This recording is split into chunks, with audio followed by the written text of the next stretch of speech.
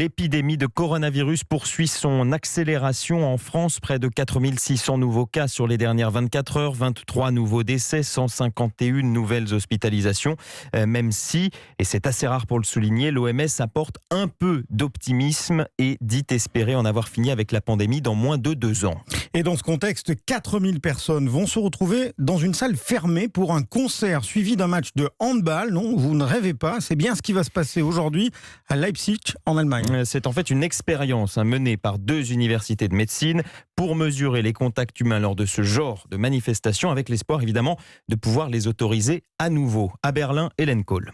Pour les 4000 volontaires, l'expérience a commencé jeudi. 48 heures avant l'entrée dans le Palais des Sports, il fallait se tester soi-même avec un kit envoyé par les organisateurs, accompagné d'une vidéo pour expliquer comment faire le prélèvement dans la gorge. Le docteur Stefan Moritz, infectiologue, dirige cette étude.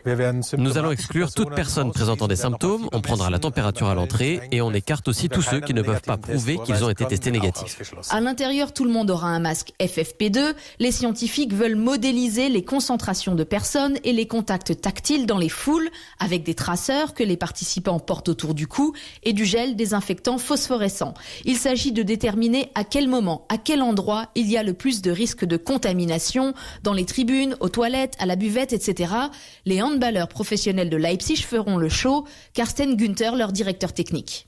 Nous voulons découvrir à quel niveau il faut travailler et ce qu'il faut changer ici ou là pour pouvoir organiser de nouveau ce genre d'événement. Il y aura aussi 3 mini-concerts de l'artiste Tim Bensko, à chaque fois dans des conditions d'hygiène et de proximité différentes pour faire des comparaisons. Les premiers résultats de cette enquête sont attendus la semaine prochaine. Berlin, Hélène Kohl, Europe 1.